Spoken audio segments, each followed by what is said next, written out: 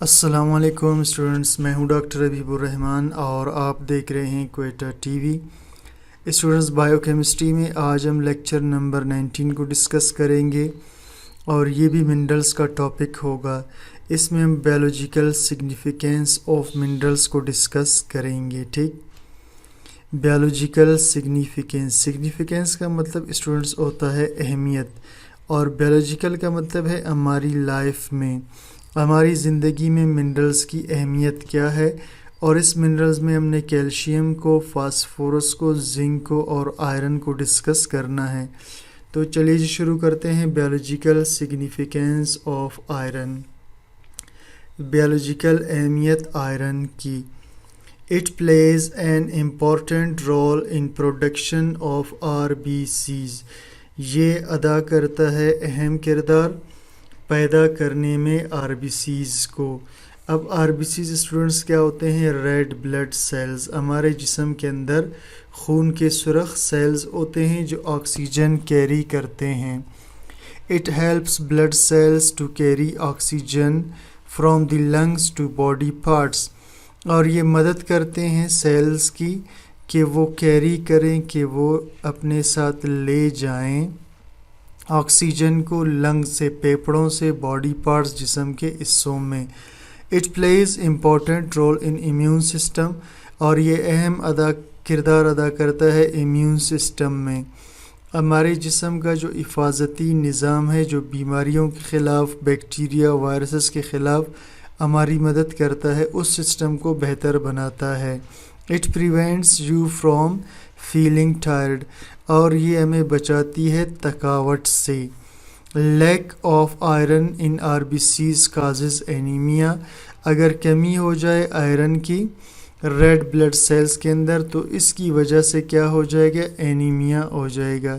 اور اینیمیا کیا ہوتا ہے اسٹوڈنٹس؟ یہ خون کی کمی کی بیماری ہوتی ہے۔ ٹھیک، اس میں انسان کی باڈی کے اندر آہستہ آہستہ خون کم ہونا شروع ہو جاتا ہے، جس کی وجہ سے پھر مختلف مسائل انسان کی باڈی میں اسٹارٹ ہو جاتے ہیں۔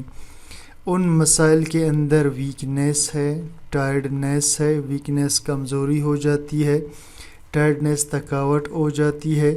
اس کے علاوہ شارٹنیس آف بریتھ، سانس چھوٹا چھوٹا یعنی جلدی جلدی آنا شروع ہو جاتا ہے۔ اگلا ہے جی biological significance of calcium, calcium کی بیولوجیکل اہمیت۔ Calcium is essential for building strong bones, calcium لازمی ہوتا ہے بنانے کے لیے مضبوط ہڈیاں اور دانتوں کو ان چلڈرن، بچوں میں۔ It helps muscles to contract and relax, اور یہ ہیلپ کرتا ہے ہمارے مسلس کو سکڑنے میں اور ریلیکس پھیلنے میں، یعنی ہمارے مسلس جو سکڑتے اور پھیلتے ہیں، جس کی وجہ سے ہمارے ہاتھ پاؤں یا باڈی کے مختلف پارٹس حرکت کرتے ہیں، تو اس میں بھی اس کا کیلشیم کا اہم رول ہے۔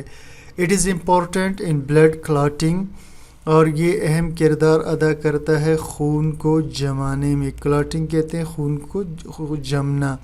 بلڈ پریشر ریگولیشن، اور بلڈ پریشر کو متوازن رکھتا ہے۔ اینڈ امیون سسٹم، اور حفاظتی نظام کو بھی امپروو رکھتا ہے۔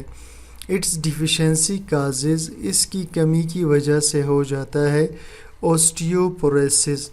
اوسٹیو اسٹوڈنٹس کہتے ہیں ہڈیوں کو، اور پروسس کا مطلب ہے بھربھرا ہو جانا، یعنی ہڈیاں کمزور اور جیسے اسپنج ہوتا ہے اس کی طرح خراب ہونا شروع ہوتے ہیں۔ اس میں سے کیلشیم ریپلیس ہوتا رہتا ہے، ہڈیوں میں چھوٹے چھوٹے سوراخ ہو جاتے ہیں۔ ریکیٹس کا مطلب ہوتا ہے ہڈیوں کا کمزوری کی وجہ سے ٹیڑھا ہو جانا۔ ٹھیک، ہڈیوں کا کمزوری کی وجہ سے ٹیڑھا ہونا۔ پور گروتھ، کمزور گروتھ ہونا۔ اینڈ مینٹل ڈپریشن، اور دماغی کمزوری۔ ٹھیک، یہ ساری چیزیں اس کی ڈیفیشنسی سے ہوتی ہیں۔ Biological significance of phosphorus, it is important for healthy bones and teeth, یہ اہم ہوتا ہے صحت مند دانتوں کے، ہڈیوں اور دانتوں کے لیے۔ ابو 80% فاسفورس از لوکیٹڈ، تقریباً 80% فاسفورس موجود ہے ان بونز ہڈیوں میں ایز اے کیلشیم فاسفیٹ، اسے کہتے ہیں کیلشیم فاسفیٹ ان باڈی. تو ہماری باڈی کے اندر فاسفورس تقریباً 80% کیلشیم فاسفیٹ کی شکل میں ہوتا ہے. It has a role in energy production, یہ اہم کردار ادا کرتا ہے ہماری باڈی میں انرجی پیدا کرنے میں. As component of A T P, کیونکہ یہ جز ہے کس کا؟ اے ٹی پی کا.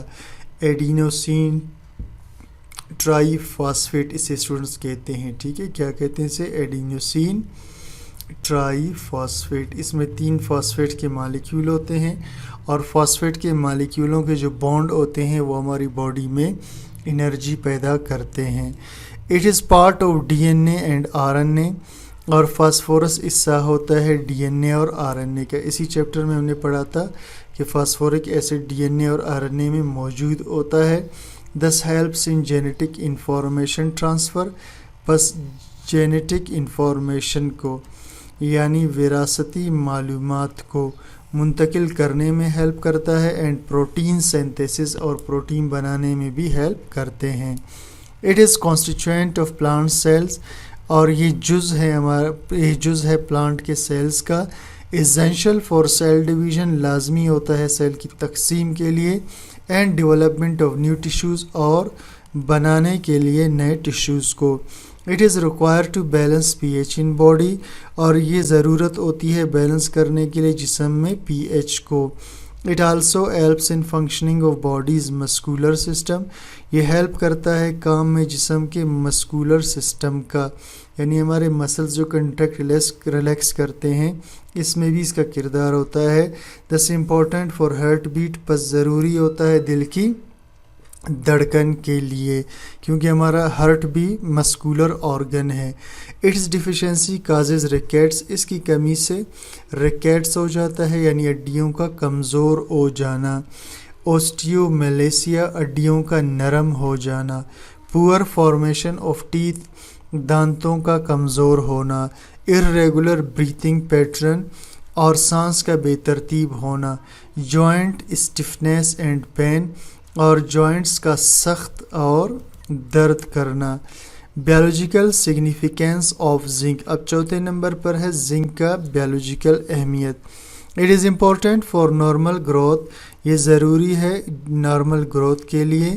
وانڈ ہیلنگ، اور زخموں کے بھرنے کے لیے.